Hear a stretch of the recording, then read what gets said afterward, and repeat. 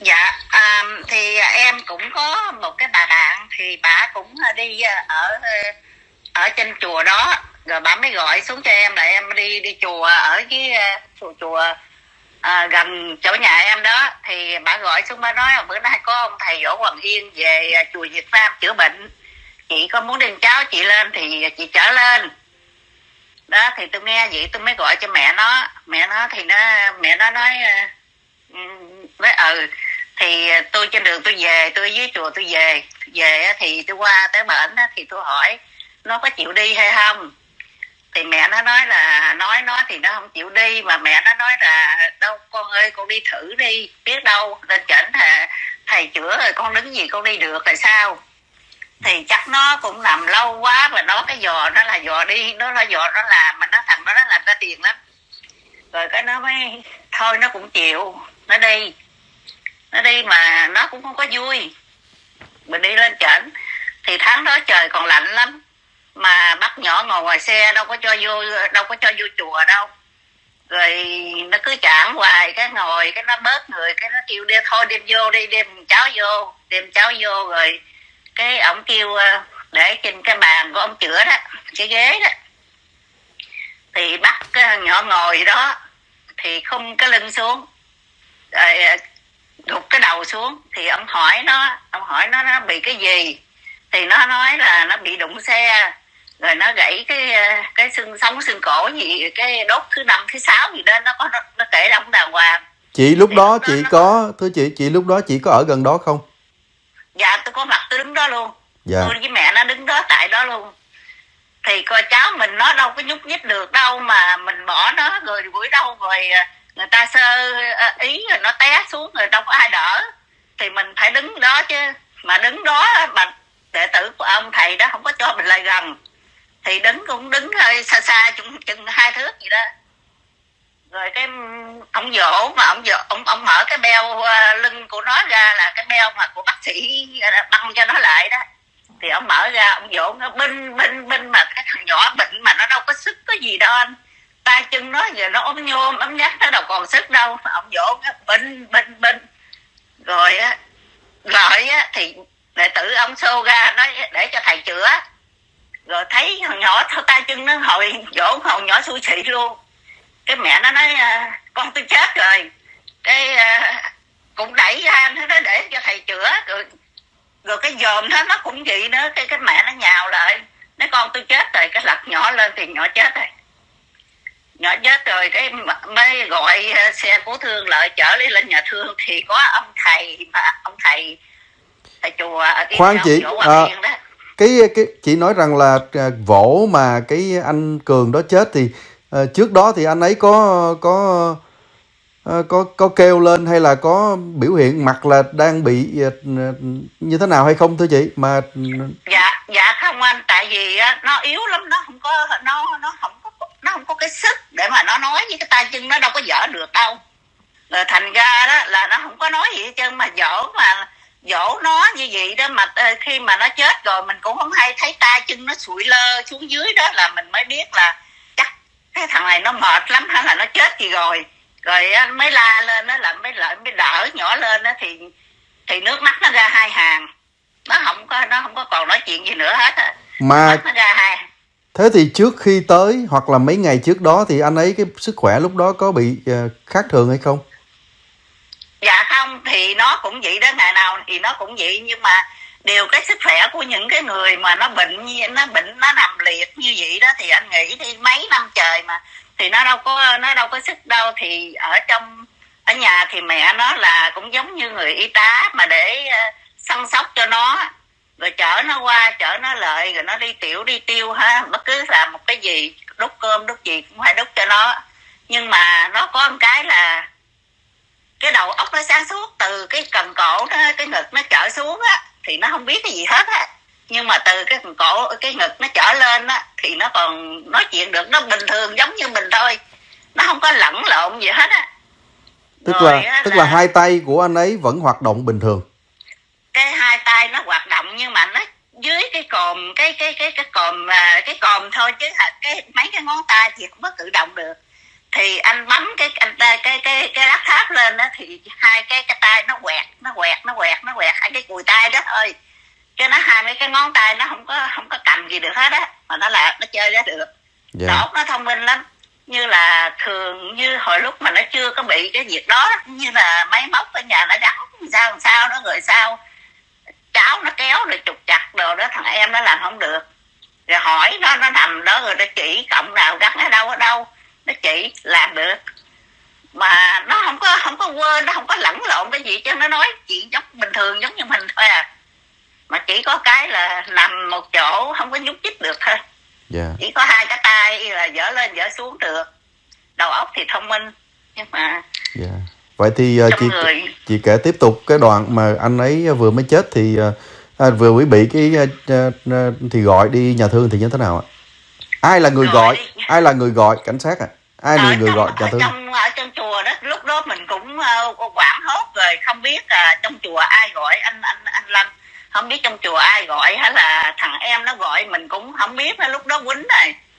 Rồi cái mà Chamberlain nó mới lợi thì chở cháu lên đó, thì nó chết rồi á, nên hồi lúc đó thì nó nhắm mắt, nó họ mở hí thôi, nó bắt nó xuống, nó chào xuống, thì đi vô nhà thương, thì trong nhà thương họ mới đẩy vô, họ cứu cấp nó, hô hấp nó làm quá trời luôn, cũng không có được cái gì hết.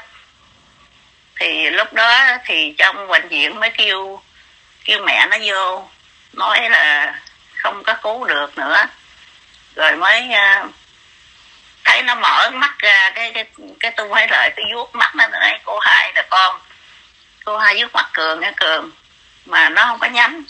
Rồi thằng em nó Lợi mới nói cái gì đó, rồi nó vuốt mắt nó mới nhắm mắt lại. Thì trong nhà thương nói thôi về đi, nhà Mơi á thì coi nhà hoàng nào đó thì kêu người ta lại bóp xác đó, thì đi về. Mà cái ông Võ Hoàng Yên là không có nói tiếng nào, và ổng đâu biết mắt luôn, mà mình cũng không biết. Mà trong lúc đó sao cũng không có nghĩ cái gì tới ổng, cứ nghĩ là để cho ổng đi chữa bệnh không, mà anh Lâm không biết đầu óc mình nó bị cái gì cũng không biết nữa. Rồi ổng không có gọi lại, mà đệ tử ổng thì có gọi lại hỏi thăm thôi, chứ ổng không có gọi tiếng nào. Qua mấy năm sau ổng có qua, mà ổng cũng chả gọi lại, ổng hỏi thăm gia đình hay là gì hết trơn, ổng không có nói một cái tiếng nào hết trơn luôn. Rồi mà sau đằng này cũng không có nghĩ tới cái gì, cứ nghĩ để cho ông đi chữa bệnh thôi. Mà ngay cái thời điểm thưa chị, ngay cái thời điểm mà có cái chuyện là nghi rằng là anh Cường bị chết rồi đưa nhà thương đó, là chỉ có gọi xe cứu thương tới chứ không gọi cảnh sát hả? Dạ có gọi xe cứu thương chứ không gọi cảnh sát. Vì bị gì cái lý do này mới không gọi cảnh sát anh Lâm, là tại vì thằng em nó thì đòi gọi cảnh sát, mẹ nó thì năn nỉ nó thôi con ơi con gọi cảnh sát lại, là sợ cảnh sát làm khó làm dễ cái chùa là cũng là nạn nhân chứ, cũng ta cũng đâu có biết cái gì, thấy cái chùa rộng rồi cho nên nó hỏi cho lợi trị bệnh thôi, chứ chùa cũng đâu có biết cái gì đâu. Rồi cái cũng sợ liên lụy gì cái chùa, cho nên là không cho nó gọi. Mà trời ơi anh thấy nó lớn con mà nó tay chân nó cung mà nó làm dữ lắm. Nó thấy mẹ nó với tôi không có dòm luôn, nó tại mẹ với cô Hai mà chở anh nó đi mà anh nó mới chết, thì thành ra cứ năn nỉ nó không, mà lại gần nó là nó đi chỗ khác, lại gần nó đi chỗ khác, mà nó đòi gọi cảnh sát dữ lắm. Mà má nó năn nỉ mà anh nó không có cho. Rồi cũng sợ liên lụy gì cái chùa đó, rồi cũng không dám nói. Rồi ở đó thì nói nào ngay cái lúc mà chị bệnh anh cũng biết về thì về cũng bớt rồi, nhưng mà người ta cũng còn đông lắm. Anh thấy tới cái nó trong đó có bao nhiêu người á, người ta ra người ta quỳ với mẹ Quan Âm, người ta lại tới đứa nhỏ, con nít nhỏ nó cũng ra nó quỳ nó lại, nó thấy tội nghiệp lắm anh Lâm. Rồi thấy cái thằng này thấy cũng tội nghiệp, mà mình thấy cháu mình như vậy mình cũng sốt ruột, mình đem nó đi mà không nhờ mình đem đi mình giết nó.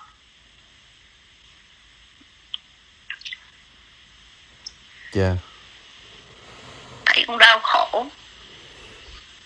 Thế thì mà lúc đó dạ mời chị ạ. Dạ lúc đó thì ba nó thì cũng đang làm biển, có mấy chiếc tàu bán hết trơn luôn, nghỉ làm luôn ở nhà lo cho nó.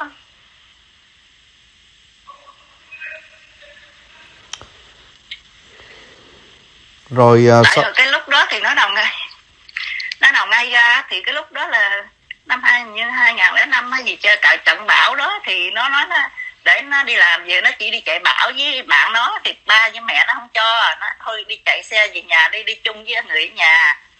Thành ra nó chạy xe về nó bá vô cái cây đó, chứ nó không có phải ai đụng nó mà nó không đụng ai, nó bá vô cây ngoài đường đó.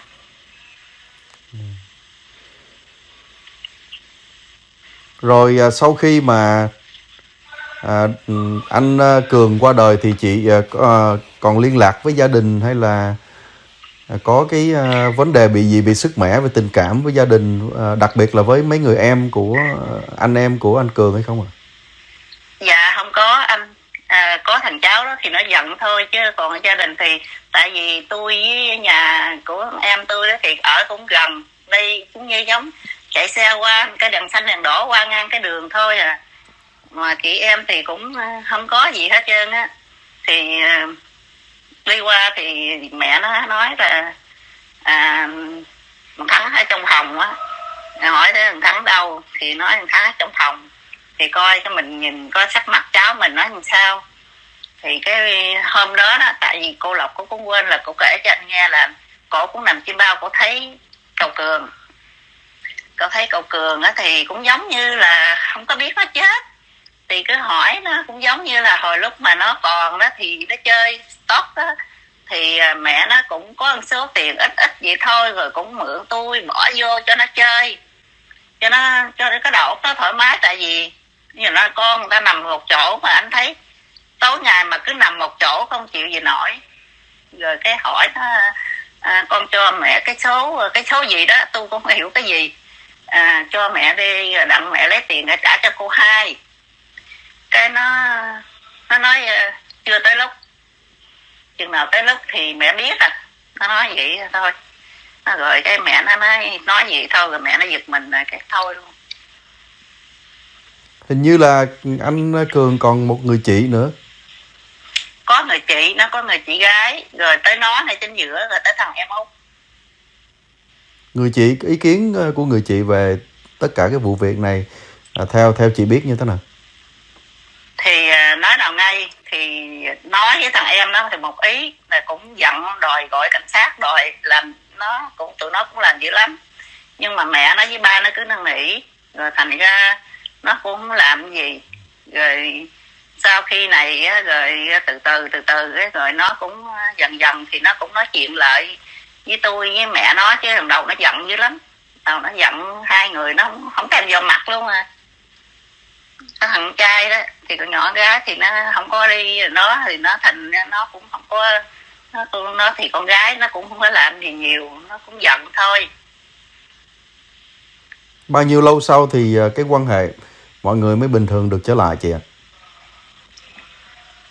Chắc cũng khoảng chừng tháng hả anh. Tại vì nó cũng từ từ nói, nó cũng biết, nó cũng hiểu. Nó tại vì cô hai với mẹ cũng muốn cho anh Cường hết bệnh, chứ đâu có phải mà muốn đem anh Cường đi. Mà biết như vậy thì cô hai với mẹ con đâu có đem anh Cường đi để làm cái gì. Cũng theo nói chuyện với nó, rồi nói viết rồi nó nghe, nó cũng hiểu. Rồi cái nó từ từ nó nguôi ngoai đó, chứ nó giận dữ lắm. Hôm đó thì chữa bệnh thì không phải là mình anh Cường mà còn nhiều người khác nữa ở vùng Houston đó. Thì không biết là chị có liên lạc hoặc là chị có nghe từ những người khác về những cái trường hợp khác thì có được may mắn hơn hay không? Tức là không bị qua đời, hoặc là còn may mắn hơn nữa là có người nào được chữa khỏi bệnh cho tới bây giờ hay không? Chị có biết hay không? Trời ơi anh Lân ơi, tới hồi lúc đó đó thì ai cũng đồn rồi mình cũng nghe theo vậy thôi, chứ cũng không có theo dõi mà hỏi thăm những cái đó nữa anh Lân. Nói nào ngay á, thì cũng nghe miệng này truyền qua miệng kia, mà nghe người nào cũng nói ổng làm hay lắm. Ổng mà có cái nỗi gì trong thân á, ổng chữa hồi ổng bóp là bể cái bụp, mình ở ngoài mình còn nghe nữa, nói vậy đó.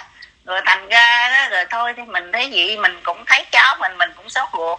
cũng muốn cho nó đi đứng lại đàng hoàng, mà ai nhà đâu mà đem cháu mình đi rồi là mình về mình bỏ nó. Như vậy là chị cũng không có nghe tin gì về những người được chữa bệnh trong cái đợt đó hết?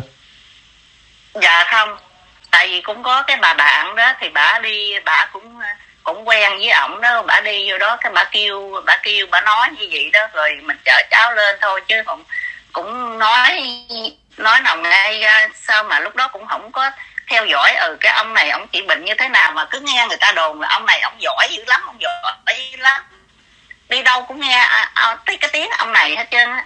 Rồi thành ra mới là như vậy đó, chứ chờ biết rồi thì đâu có thôi anh. Nhưng mà thấy đem để cháu đi thì đem nó đi thì nó còn nói chuyện, rồi tới khi mình về mình bỏ nó, mình thấy trời ơi bao nhiêu năm đau khổ lắm anh Linh.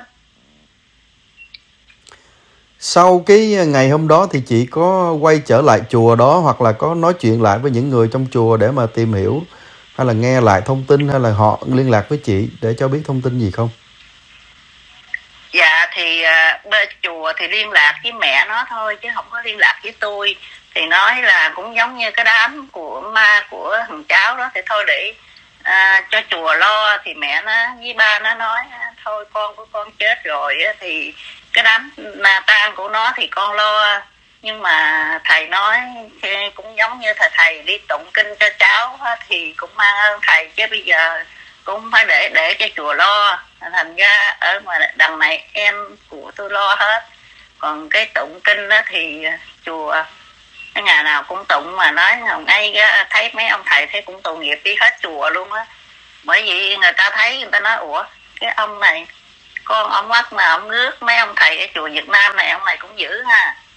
Cái ông đâu có ai nói gì đâu, lúc đó là không có nói ra cái gì mà nói ông Võ Hoàng Yên mà làm chết nhỏ, chứ không có dám nói luôn á.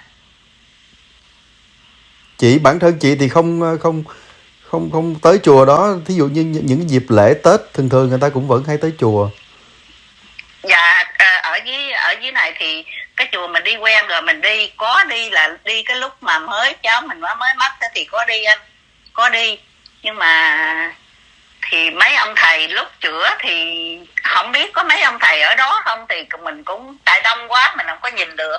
Rồi thành ra tới khi mà mới cũng đem vô cũng đâu có bao lâu đâu thì thằng nhỏ nó mất rồi, thì anh thấy thì hoảng hốt rồi nó cứ lo thằng nhỏ không à, đâu có để ý tới ai đâu. Rồi đi vô thì nó đồng ngay á, là mẹ nó thì vô thì cũng không biết có nói gì không, nhưng mà tôi vô thì cũng tôi nói ngay tôi cũng không có, tại vì mình cũng không có quen biết nhiều, mình cũng có hỏi.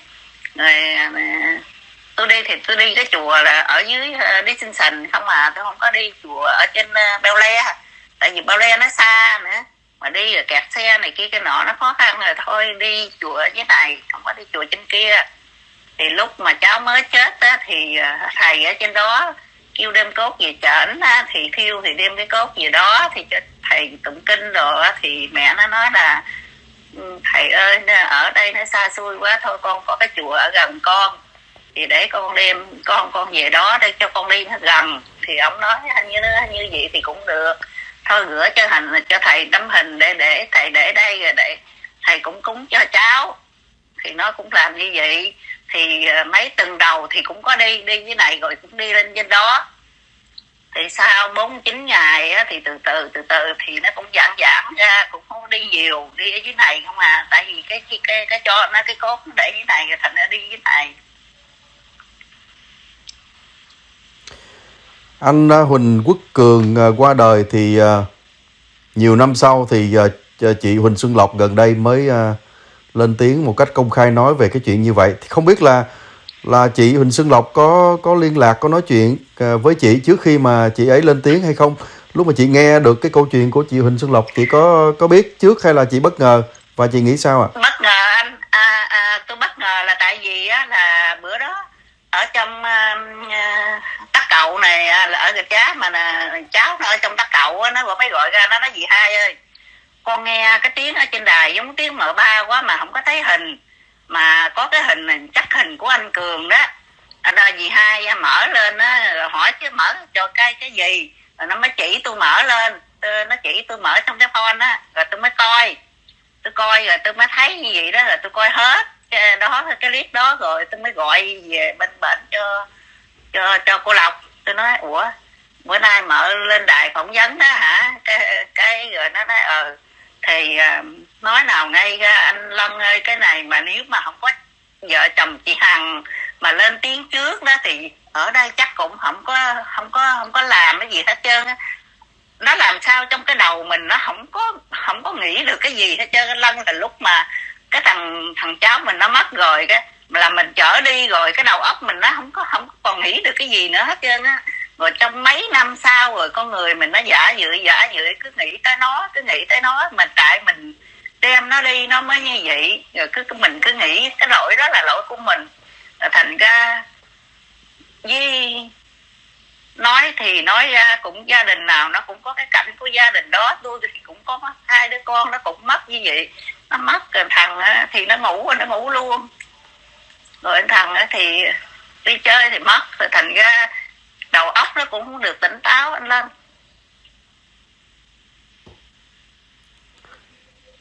Chị nghĩ là chị có đồng ý hay là không đồng ý với cái việc lên tiếng của chị Lộc ạ? Dạ tôi rất là đồng ý, là tại vì hồi nào tới giờ mình không có cái tiếng nói, nhưng mà bây giờ ở đâu mà có hai chồng của anh Dũng chị Hằng lên tiếng thì mình mới là nghe như vậy đó, mình mới là có tiếng nói. Mà tại vì nói ra là cô Lộc cổ cũng không, con đầu thì mấy người bạn của cổ đó thì nói cổ, mà cổ nói thôi đi.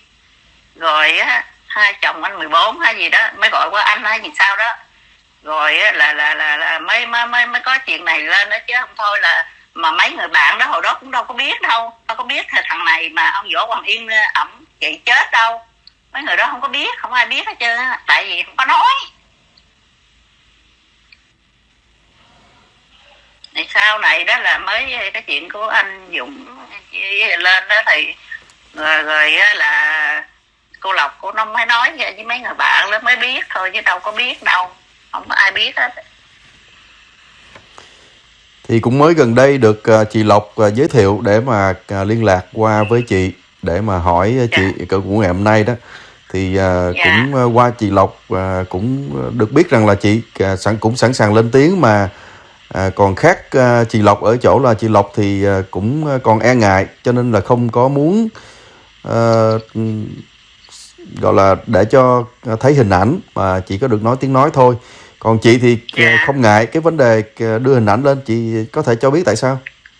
Dạ tại vì á mình là cái người bị nạn mà đâu có cái gì mà phải mình giấu giếm. Mà tại vì tôi không có ở bển anh Lân. Nếu mà tôi có ở bển á thì tôi nói với cô Lộc rồi. Tại vì hơn nữa là anh nghĩ đi, cái chuyện mà Như Không phải nói mà đi hồi nào tới giờ có đi lên chỗ đám đông mà đứng lên mà nói chuyện cái gì đâu. Rồi bây giờ lại anh phỏng vấn rồi cũng hơi hồi hộp, cũng hơi sợ, rồi cũng không có nói, cũng không có đủ cái chi tiết nữa. Thành ra tôi nghe mà tôi nói tôi nói với mấy đứa nhỏ, mấy đứa em bên đây, chị ba mày lên mà nó nói có cái nó cũng còn ở sót. Cái nói tụi mấy đứa nó nói thay nghe chị nói cũng được lắm mà. Nó nói được thì được, nhưng mà nó cũng có cái là thiếu sót, giống như là tại vì Như Không cái mà đi lên nói thì cũng quên, đâu có nhớ bao nhiêu lâu rồi. Rồi bây giờ đó là mình khơi lại cái nhiều khi nó nói lúc đầu không nhớ, còn tôi là tôi đã coi thấy nhiều lần rồi, thì những cái gì đó là tôi nhớ.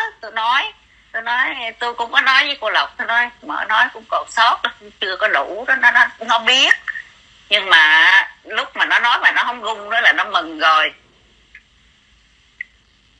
Chị nói là có thiếu sót thì những cái điều gì mà thiếu sót chị có thể bổ sung được không ạ? Thì những cái gì tôi biết là tôi nói hết trơn rồi đó anh Lâm. Tôi nói hết rồi, giống như là kiểu nó nói thì nó nói có cái thì nó cũng không có đủ. Như là nó làm chim ba mà nó thấy con nó như nó về nó báo mộng cho nó mà nó không biết nhỏ chết thì nó cũng có hỏi rồi cái số gì đó để nó nói thôi bây giờ con cho mẹ cái số đó đi, đừng mẹ lấy tiền ra mẹ trả cho con 2 đi. Rồi nó nói không, chừng nào tới lúc thì mẹ biết vậy thôi. Rồi nó nói xong thì bữa hôm nay không có kể cho anh Lân nghe luôn.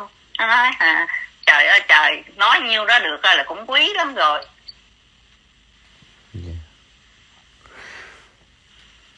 Được biết chị rằng là chị cũng là người ở Houston, nhưng mà hơn năm nay chị coi như là đang ở Việt Nam, ở Rạch Giá, vì cái vấn đề Covid cho nên chưa quay trở lại được ở Mỹ. Trời ơi anh ơi, tôi đi á thì lúc mà đi mua vé máy bay xin nói đi có 2 tháng thôi, mà hồi tháng 1 hồi năm ngoái là mười mấy tây tháng 1 gì đó, mà rồi cái qua cái mắc kẹt luôn tới bây giờ luôn đó, nhà cửa bỏ ở bển, rồi qua bên đây ngồi bên đây, rồi thôi ghét rồi cũng không có nghĩ tới nữa. Nếu mà nghĩ tới thì cái đầu nó cũng đau, tại vì thôi đi, ở bển thì cũng còn trai út nó ở, mà nó ở thì nó chỉ ở thôi chứ nó trời ơi nó cũng có dọn dẹp gì đâu anh ơi. Nghe cỏ rác là tôi cũng phải kêu người ta lại cắt về hay làm dọn dẹp. Chị ở bên đó trong thời gian gần đây, chị có lẽ chị cũng nghe qua cái vấn đề của bà Nguyễn Phương Hằng, ông Dũng Lò Vôi, Dạ. và cái việc cáo buộc ông Võ Hoàng Yên đó, thì chị có tìm hiểu thêm các cái trường hợp nào khác mà được chữa trị, được khỏi hoặc là không khỏi hay không thưa chị? Dạ anh Lân ơi, thì cái vụ anh Dũng với chị Hằng lên đó thì nói chung ra ngày nào tôi cũng lên tôi coi hết trơn á, thì nghe nói đâu thì đâu có ai khỏi đâu. Có cái ông mà ở gần sát nhà ông Võ Hoàng Yên đó, cái bữa đó hình như là cũng có ai đi kiếm nhà ông Võ Hoàng Yên đó để hỏi phỏng vấn hay gì đó không biết, mà đi tìm hoài mà người nó chỉ chỗ này chỉ chỗ kia tìm không được.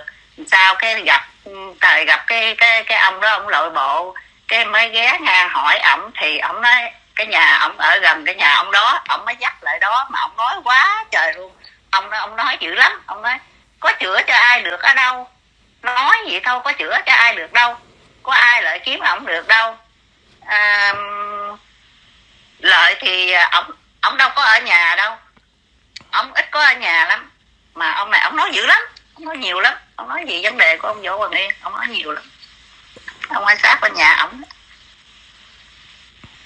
Chúng tôi cũng đã từng có phỏng vấn một người ở Houston là đông y sĩ Peter Đồng, là người cũng là một trong những người đưa ông Võ Hoàng Yên qua cái chuyến đầu tiên ở sang Mỹ để chữa bệnh đó. Thì ông Đồng có nói rằng là có những bệnh như là bệnh câm điếc thì ông Võ Hoàng Yên có thể chữa không được, nhưng mà có những bệnh khác thì chữa được hữu hiệu. Chị thì có nghĩ rằng là có những bệnh chữa được, những bệnh không chữa được bởi ông Võ Hoàng Yên không ạ? Dạ thì em cũng nghĩ là có những cái bệnh ổng chữa được thì cũng giống như cái bệnh thông thường thôi anh Lăng, thì cũng giống như là cái đốt sống mình, xương sống mình cũng như lâu quá rồi nó bị đóng vôi thì ổng cạo, ổng làm cái gì đó, nhưng mà trời ơi ổng làm nó đau thấu xương luôn á. Nhưng mà rồi á thì lúc nó đau đó thì anh đâu còn biết là cái chỗ đau của anh đâu cảm giác được đâu, thì đi về nhà nó cũng đau lại thôi, nó còn đau còn hơn cái hồi anh chưa chữa nữa. Tại vì ổng cái chai dầu đó mà ổng nắm mà ổng cạ xuống cái đường xương sống của anh, mà anh chịu sao nổi. Còn mấy cái người câm điếc đó nói là ổng kéo lưỡi kéo đồ ra, người ta nói được, bị gì người ta đau quá người ta ú ớ thôi trong cái lúc đó thôi, chứ rồi về nhà thì cũng trở lại bình thường thôi, chứ đâu có nói cái gì được đâu, thì người ta đau quá mà. Ông nắm lưỡi của người ta, ông dặn ông kéo ra, mà làm sao mà người ta không đau, mà người ta không la được, người ta la ớ đấy. Chị Huỳnh Xuân Lộc khi mà phỏng vấn lần trước, chị ấy có nói rằng là cái lý do một phần mà không có báo cảnh sát là vì nghĩ rằng là để cái cơ hội cho ông Võ Hoàng Yên có dịp để mà đi chữa người khác, chữa bệnh tiếp. Dạ có. Cái đó là... Thì chị lúc đó có cái tâm trạng như vậy không? Không, tôi không có tâm trạng đó, nhưng mà thấy em mình nó nói như vậy, hơn nữa con của nó cũng rất là đau lòng, nhưng mà mình đưa vô tiếng này tiếng kia nữa thì thấy nó buồn quá đi, tôi không có muốn nói, với lại tôi không có muốn bàn bạc cái gì thêm nữa. Anh thấy, anh nghĩ là con mình là cái núm ruột của mình, nó đứt ruột làm sao nó không đau. Rồi thôi nếu mà nó quyết định sao thì để như vậy đi, chứ tôi không có muốn nói cái gì thêm nữa. Là tại vì thì tôi cũng nghĩ cái lúc đầu là cũng nơi tôi mà cháu tôi mới đem nó đi nó mới chết, thì thành ra tôi thấy như vậy tôi không có dám mở miệng ra nói một cái gì nữa hết. Mà nói nào ngay cô Lộc với thằng em tôi, nó không có giận tôi cái gì đâu, nó không có giận. Thì chị em cũng là chị em chứ không có nói, nó không có giận gì hết. Là tại vì nghĩ là đem con mình, đem cháu mình đi trị bệnh thôi, chứ đâu có phải là đem đi rồi mà giết nó đâu. Mà bây giờ nó như vậy rồi thì thôi, nó cũng không có nói gì hết á, chị em cũng bình thường. Gần đây thì được biết rằng là chị Huỳnh Xuân Lộc cũng đã ra báo cho cảnh sát ở Houston về cái vụ này. Chưa biết rằng là sẽ điều tra như thế nào và điều tra những gì. Nhưng mà nếu mà cảnh sát yêu cầu chị ra làm chứng thì chị có sẵn sàng ra? Dạ có, tại vì cái này là sự thật, là mình nói sự thật thôi chứ anh Lăng, mình đâu có nói thêm ổng, mà mình đâu có nói cái gì đâu. Thì miễn có sao mình nói vậy thôi, chứ mình đâu có phải là mình nói thêm ổng cái này cái kia cái nọ đâu, không có. Miễn có sao nói vậy thì mình đâu có sợ cái gì đâu anh Lăng. Bây giờ cũng có một cái ông bạn á, là không phải là vì cái chuyện của cậu Cường này, mà nhưng mà ông đó ổng về ổng nghe ông Võ Hoàng Yên này nói là cái nước Mỹ này là sắp sao đó kêu về Việt Nam ở đó. Cái ông kia ổng giận quá, ông kia thì đó ông đi lính,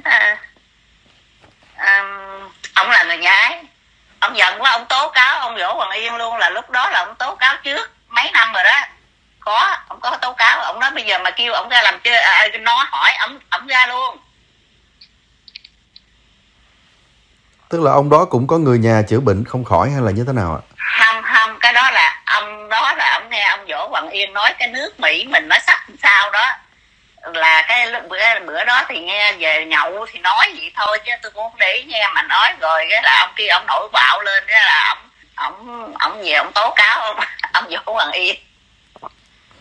Đó là một cái vấn đề hoàn toàn khác. Mà ông đó là ông không hay cái vụ của thằng cháu tôi, là ông cũng là bạn của ông xã tôi với bạn của ba của cậu Cường. Nhưng mà ông không biết cái vụ này. Ông nói là nếu mà ông biết trước á, ông biết á là ông Võ Hoàng Yên này là chết với ổng rồi. Cảm ơn chị rất nhiều đã tiếp tục câu chuyện về liên quan tới anh Huỳnh Quốc Cường trong cái góc độ của chị. Chị có thể nói điều gì với lại mọi người, những người mà rất là quan tâm về sự việc này thưa chị? Dạ anh Lân, em cũng cảm ơn anh Lân, với em cảm ơn những cái người mà biết suy nghĩ và biết quan tâm về thằng cháu em mà bị ông Võ Hoàng Yên ông chữa mà nó chết như vậy. Thì em cũng cảm ơn mấy anh mấy chị mấy cô mấy bác là quan tâm và biết nghĩ tới thằng cháu của em, thì em cũng rất là mang ơn. Và em cũng mang ơn anh Dũng với chị Hằng mà để cho tụi em nó sáng suốt ra mà để làm những cái việc này. Thì em cũng rất là cảm ơn vậy thôi, chứ giờ cũng biết nói gì lắm. Còn cái việc mà hiện nay bà Hằng, ông Dũng tố cáo ông Yên, rồi cả công an Việt Nam điều tra vân vân đó, trong góc độ của chị thì chị mong muốn, chị hy vọng cái điều gì, kết quả là gì cho tất cả cái việc này ạ? Dạ em thì bây giờ thì ai cũng lên là cũng nói ông Võ Hoàng Yên này, nhưng mà sự thật nếu mà ổng như vậy thì để cho nhà nước chế tài ổng, nhưng mà là phải xử ổng như thế nào, chứ còn để ổng tại ngoại ở ngoài như vậy hoài thì thấy nó cũng sao, em cũng không biết làm sao nữa anh. Nhưng mà em thì muốn cái chuyện gì cho nó ra chuyện ấy cũng làm, cũng như cho nó sáng tỏ ra. Giống như là chị Hằng thì chị cũng tin tưởng ổng mà chị, cho nên là bây giờ nó như vậy thì chị cũng muốn cho nó minh bạch ra, coi ai đúng ai sai. Thì cái chuyện đó thì em cũng rất là mong muốn để cho nhà nước xử ổng Chứ tại ông như thế nào thì thế đó thôi, chứ mình cũng giờ mình cũng không biết nói gì, mình cũng muốn làm cái gì mình cũng đâu làm được đâu. Cảm ơn chị rất nhiều. Nhân đây thì cũng có một cái thông tin gần đây đó, tôi có đọc trên cái trang của bà Nguyễn Phương Hằng. Đúng ra là cái trang ghi nhận qua một cái người khác, tại vì cái trang của bà Nguyễn Phương Hằng đang bị Facebook đóng, thì bà có ghi qua một cái trang khác nhưng mà là chính lời của bà đó.